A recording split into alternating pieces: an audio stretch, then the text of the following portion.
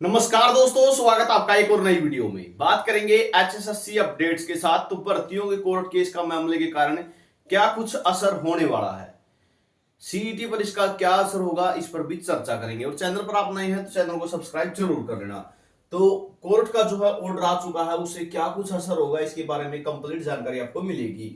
2019 के बाद की भर्तियों का रिजल्ट फिर बनेगा, हजारों की नौकरी जाएगी तो नहीं, लेकिन उनको एडजस्ट कर दिया जाएगा। कैसे करेंगे उसके बारे में भी बात करते हैं। तो भर्ती से बाहर होने वालों को नए पद सर्जित होने तक रखा जाएगा, तदर्थ आधार पर यानी एडहोक पर रख लिया जाएगा। एक कच्चे कर्मचारी की भांति वो काम करेंगे। हरियाणा सरकार ने लापरवाही से चयन प्रक्रिया पूरी की, अतिरिक्त अंकों के चयन प्रक्रिया को दूषित किया।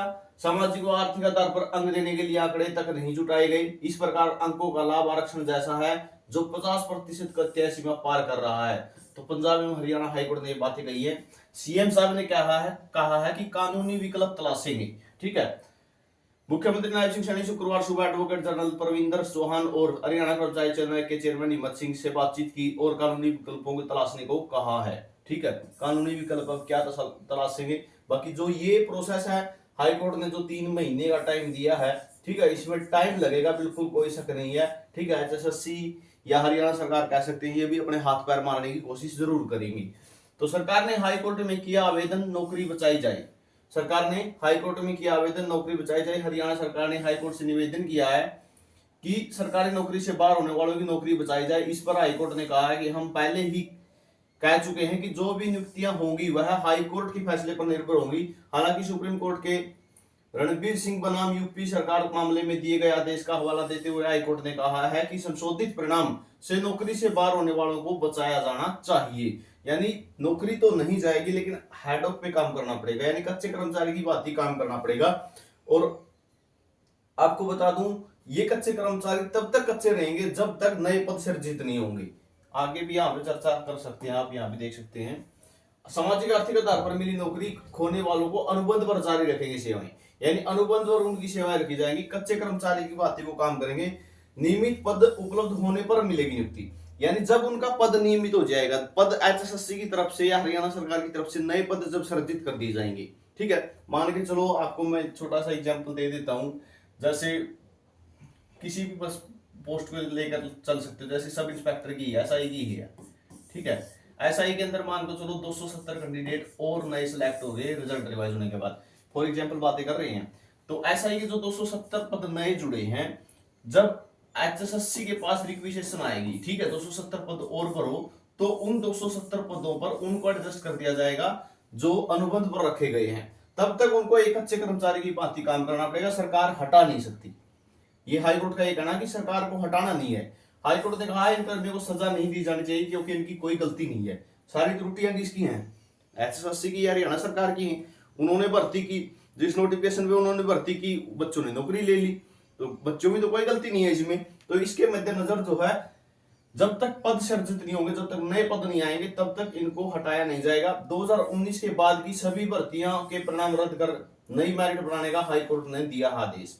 तो जो 2019 के बाद हुई है, जिसमें 5 नंबर 10 नंबर वाला मामला है, ठीक है, उन भर्तियों पर ये सारा असर पड़ेगा। कोर्ट ने कहा नियम मूलभूत त्रुटि पूर्ण था। ठीक है। और कोर्ट ने कहा है कि ये नीति संविधान की भावना के खिलाफ है।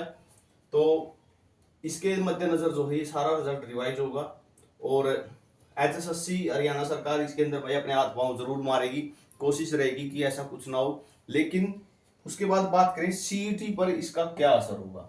सीईटी पर इसका क्या असर होगा, तो सीईटी पर सीधा सीधा असर है। जैसे एसआई भर्ती से ही आप ले सकते हो।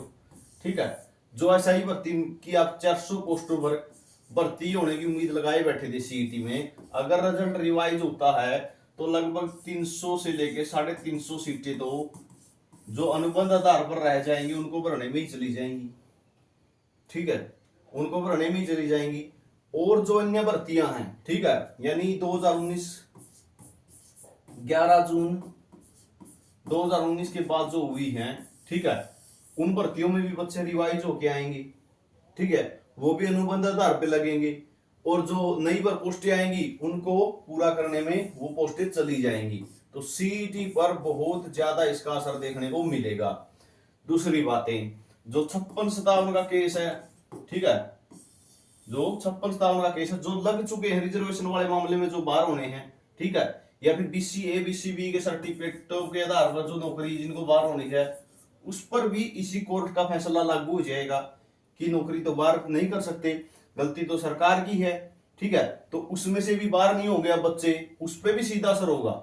जो ये ओल्ड CET है, इस पे भी सीधा असर होगा कि नौकरी लग चुके हैं, इनको बाहर नहीं किया जा सकता, ठीक है। चाहे अनुबंध आधार पे रखो, चाहे किसी तरीके से रखो, तो वो अगर अनुबंध आधार पे भी रखे जाते हैं, अगर 56-57 से कोई बच्चा बाहर भी होता है, अगर वो अनुबंध आधार पे रखा जाता है, तब नई CET की जो भर्ती आएंगी उसमें फिर वो फिलअप करने पड़ेंगे। तो CET पर तो सीधा सीधा असर है, ठीक है। और इसके मद्देनजर CET लेट भी होगा भाई, आप सभी को पता है क्या होगा, लेट भी होगा, क्योंकि SSC को अभी ये काम करना सबसे इंपॉर्टेंट होगा। यहीं से पता चलेगा कितनी सीटें और हैं। तो ये जानकारी आप सभी के लिए रहेगी, हर अपडेट मिलती रहेगी, चैनल को सब्सक्राइब जरूर कर लेना।